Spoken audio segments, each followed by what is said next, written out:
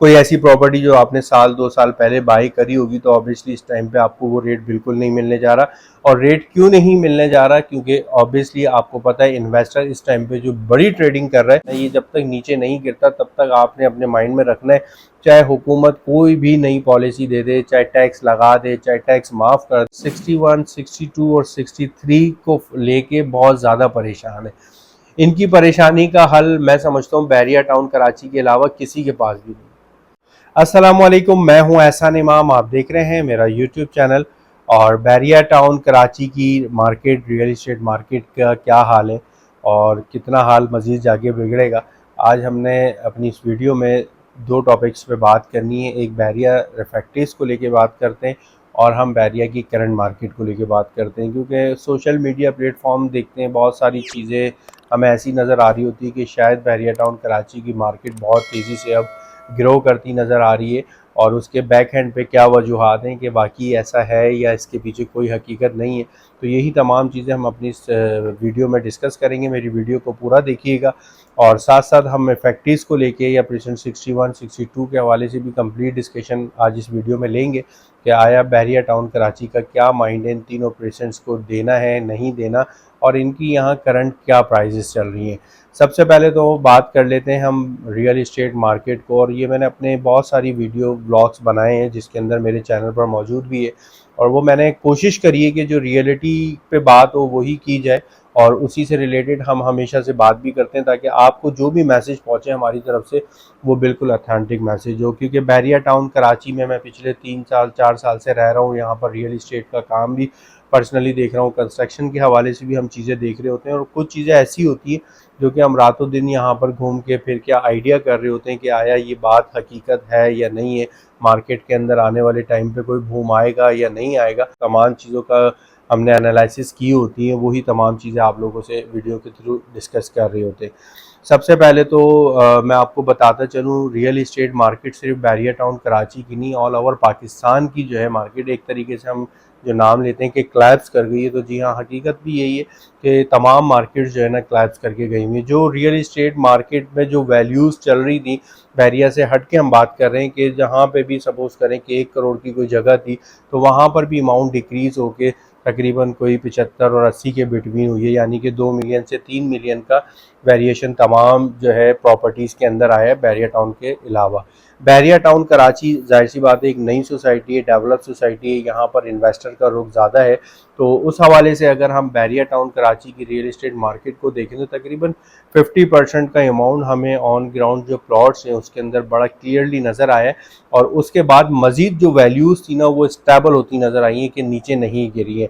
लेकिन मार्केट अच्छी होती है अभी भी हमें आगे नज़र नहीं आ रही, क्योंकि बहुत सारे लोगों का कहना यह था कि हुकूमत आ जाएगी, इलेक्शन हो जाएंगे, इलेक्शन के बाद रमज़ान और मुबारक का महीना आ गया, रमज़ान के बाद हमने सुना कि ईद के बाद बहुत जल्दी से बेहतरी आने लगेगी, लेकिन इस चीज़ में कोई ऐसी हकीकत अभी हमें फ़िलवक्त नज़र नहीं आ रही।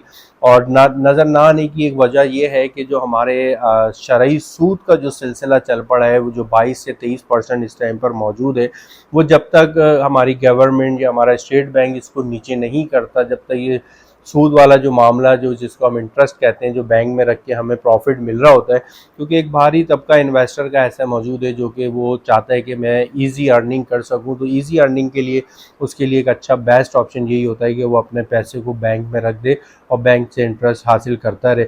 जब तक ये शरई सूद वाला मामला जो है ना, ये जब तक नीचे नहीं गिरता तब तक आपने अपने माइंड में रखना है, चाहे हुकूमत कोई भी नई पॉलिसी दे दे, चाहे टैक्स लगा दे, चाहे टैक्स माफ़ कर दे, कुछ भी कर ले, लेकिन रियल इस्टेट मार्केट पे कोई भी असरअंदाज नहीं होनी, क्योंकि बहुत सारे लोगों के लिए सेफ़ और सिक्योर इन्वेस्टमेंट उनकी नज़र में यही है कि हम बैंक में पैसा रख दें और बैंक से इंटरेस्ट लेते रहें, और हमारा पैसा भी सेव है और हमारा जो भी डेली का अखराजात हैं, जो मंथली हमारे अखराजात हैं, वो बैंक से लेते रहें। क्योंकि बैंक जब जिस टाइम पे 7% पे था, 12% पे था, 14% पे था, 15% पे था, जब भी आपने देखा होगा कि मार्केट के अंदर इन्वेस्टर बहुत था, और इन्वेस्टर के होने से हमारी रियल इस्टेट मार्केट सिर्फ बैरिया की नहीं, ऑल ओवर पाकिस्तान कोई भी नई सोसाइटी या कोई भी ओल्ड सोसाइटी पर इन्वेस्टर बहुत तेज़ी से बाइंग कर रहा था चीज़ों की, और बाइंग करने के बैक एंड पे हमें रिजल्ट्स ये आ रहे थे कि बड़ी तेज़ी से हमारी प्रॉपर्टी जो है इंक्रीज़ करती जा रही थी, और हमें लग रहा था कि आने वाले चंद लम्हों में हमें ऐसा लग रहा था कि बिल्कुल भी हम प्रॉपर्टी कोई बाय नहीं कर सकेंगे। और इसी तरीके से सन 2020, 21, 22 की अगर हम बात करें तो बहरिया के अंदर भी इसी तरीके से काफ़ी तेज़ी से ट्रेडिंग होती रही और काफ़ी ओवरसीज़ हमारे ऐसे थे जो कि बहरिया में अच्छी इन्वेस्टमेंट कर रहे थे और उनका भी सेंस यही था कि जाहिर सी बात है आज जिन प्राइसेस में हम बाय कर रहे हैं अगले 2, 4, 5 साल में जाके हमारी ये प्राइस ज़रूर इंक्रीज़ होंगी। लेकिन बड़ा अफसोस के साथ कहना पड़ता है कि ऐसा नहीं हुआ। होपफुली कि अल्लाह ने चाहा तो इंशाल्लाह बहुत जल्द कोई बेहतरी आएगी। तो वीडियो पे आपको आज अपडेट देने का एक अहम मकसद भी मेरा यही था कि अगर आपकी कोई इन्वेस्टमेंट बहरिया टाउन कराची में मौजूद है तो फिल वक्त आप इसको होल्ड करके रखें, बिल्कुल भी सेल आउट करने का टाइम नहीं है। और सेल आउट अगर आप करते हैं तो आपका अमाउंट काफ़ी डिक्रीज़ होगा। कोई ऐसी प्रॉपर्टी जो आपने साल 2 साल पहले बाई करी होगी तो ऑब्वियसली इस टाइम पे आपको वो रेट बिल्कुल नहीं मिलने जा रहा। और रेट क्यों नहीं मिलने जा रहा, क्योंकि ऑब्वियसली आपको पता है इन्वेस्टर इस टाइम पे जो बड़ी ट्रेडिंग कर रहा है वो डॉलर, बैंक और गोल्ड पर है। ये तमाम रेट्स का फ्लक्चुएशन इन तीनों चीज़ों पे इतनी तेज़ी से चल रहा है कि अगर आप कोई और इन्वेस्टमेंट करते हैं तो मैं नहीं समझता कि इससे अच्छा आपको प्रॉफिट कहीं और मिल सकेगा। तो ऑब्वियसली ये चीज़ें जब गवर्नमेंट की तरफ से मैनेज हो जाएंगी, स्टेबल हो जाएंगी, अल्लाह करे कि हो भी जाए, तो रियल इस्टेट मार्केट आपकी ऑब्वियसली बिल्कुल आपको बूम नज़र आएगा होता हुआ। तो उस टाइम पे बिल्कुल आप अपनी प्रॉपर्टी को सेल कर सकते हैं। हाँ, अलबत्ता ये है कि इस टाइम पे बाइंग टाइम ज़रूर है और ये हम बड़े अपने मैसेज में आपको बार बार रिकॉल करते हैं कि इस टाइम पे आप बाइंग कर सकते हैं रेडी प्रॉपर्टी पे, चाहे वो 2 बेड अपार्टमेंट हो, चाहे वो 3 बेड विला हो, या आपका 200 गज का विला हो, या 152 गज का विला हो, 11A हो, 10A हो, या प्रेजेंट 19 की कोई ऐसी इन्वेंट्री जहाँ से फौरी तौर पे आप रेंटल इनकम भी हासिल कर सकते हैं। तो ये आपके लिए एक बड़ी अच्छी अपॉर्चुनिटी होगी। उसकी रीज़न ये है कि वो फ़ौरन रेंट आउट भी हो जाती है, रिहाइश करना चाहते हैं रिहाइश भी हो जाती है। इस टाइम पे स्पोर्ट्स सिटी विला जो 350 गज के विलाज हैं, बड़े ज़बरदस्त प्राइजेस पर हमारे पास इन्वेंट्रीज मौजूद हैं। तो जी हाँ, इन पे आप बिल्कुल बाइंग कर सकते हैं। प्लॉट्स के हवाले से मैं आपको कहूँगा कि अगर कोई आपको लगता है कि कोई चांस डील है और बड़ी अच्छी लोकेशन का कोई प्लॉट है तो बिल्कुल आपको बाय करना चाहिए। और अगर मजीद कोई रेट अगर इनकी गिरने होते तो ऑब्वियसली आपने देखा ये साल हमारा ऐसे ही गुजर गया तो ये रेट्स बाकायदा तौर पे नीचे आ जाते। लेकिन इनमें सबसे अच्छी चीज़ ये कि स्टेबल हो गए। स्टेबल होने के बाद अभी मार्केट के अंदर हमें कोई तेज़ी नज़र नहीं आ रही। जो हमने सुना था कि ईद के बाद फौरी तौर पे 4 चांद लग जाएंगे और बहरिया टाउन कराची की मार्केट अचानक से इतनी फास्ट हो जाएगी कि हमें 2 साल पहले जिस तरीके से हम यहाँ पर काम कर रहे थे उसी तरीके से अभी करना पड़ेगा। तो अल्लाह करे ऐसा ही हो। हमारी तो दुआएं यही है क्योंकि हमारे रोज़गार का सिलसिला भी यही है, काम भी यही। लेकिन एक अच्छा मशवरा, एक अच्छी चीज़ देने का मकसद आपको ये है। बल्कि इसके साथ मैं एक और चीज़ ऐड ऑन कर दूं कि विला के हवाले से मैं आपसे बात कर रहा था रेडी प्रॉपर्टी में। इस टाइम पे जो इन रेडी प्रॉपर्टीज़ के अंदर जो अमाउंट डिक्रीज़ हुआ है, अगर हम टावर्स को लेके बात करें तो 5 से 10 लाख रुपए का अमाउंट हमें नज़र आया है। इसके अंदर ही आपको एज़ पर लोकेशन प्लॉट मिल रहे होते हैं। सपोज करें जो 5 साल पहले आपको 4 साल पहले जो 2 बेड अपार्टमेंट 1 करोड़ का मिला करता था तो वो आज भी 90 लाख रुपए से कम नहीं मिलता अच्छी इन्वेंट्री। विला के हवाले से डिस्टेंस को देखते हुए अगर हम प्रेजेंट 10A और 11A की बात करें तो इसके अंदर अमाउंट का हमें 2 मिलियन का तकरीबन वेरिएशन नज़र आया 200 गज के विला पे। और जिसमें 11A के अंदर जो 152 गज के जो विलाज हैं उसके अंदर भी 5 से 10 लाख का वेरिएशन नज़र आया। इससे ज़्यादा हमें अमाउंट डिक्रीज़ होता नज़र नहीं आया। और उसकी रीज़न ये है कि 11A के अंदर 152 गज के विला की क्वांटिटी बहुत कम है और 10A के अंदर आपको अवेलेबिलिटी मिलती ही नहीं है, वो 200 गज के ही हैं। फिर खैर मज़ीद आपको मैं अगर इन्वेंट्रीज बताता चलूँ प्रेजेंट 27 की या प्रेजेंट 31 की या स्पोर्ट्स सिटी के हवाले से तो वीडियो काफ़ी तवील हो जाएगी।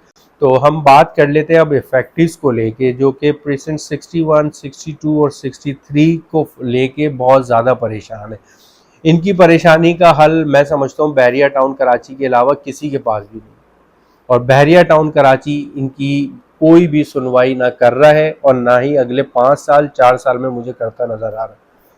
क्योंकि बहरिया टाउन कराची ने अगर करना होता तो BTK2 को लॉन्च नहीं करता, पेशावर को लॉन्च नहीं करता, बहरिया टाउन कराची के अंदर न्यू डील्स को नहीं देता।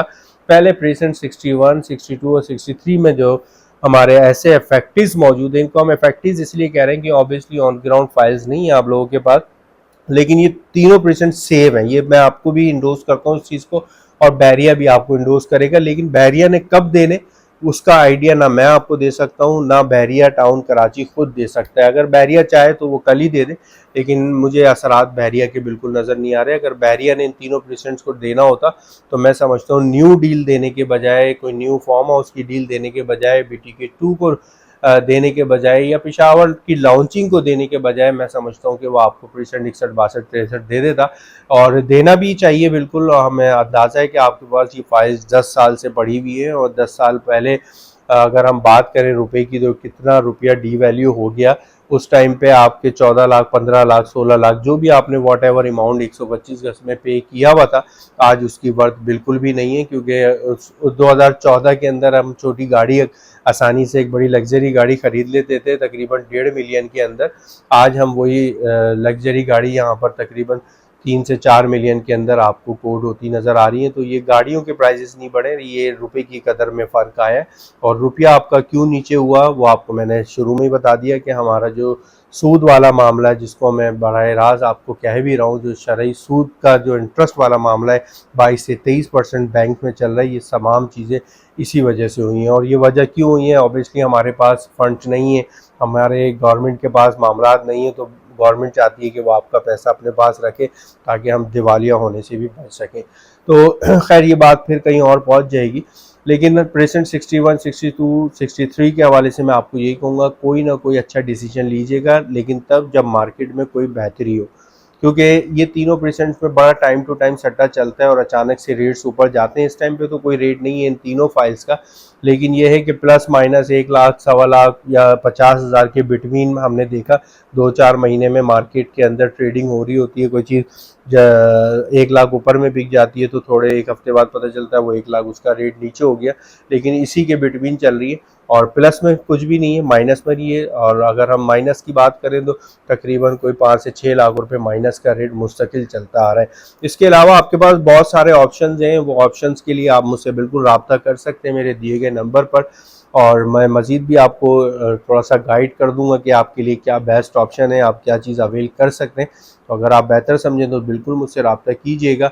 वह वीडियो काफ़ी तवील हो जाएगी, फिर मैं इंशाल्लाह हाजिर हूँगा एक नए मैसेज के साथ। इजाज़त चाहता हूँ। अस्सलाम वालेकुम।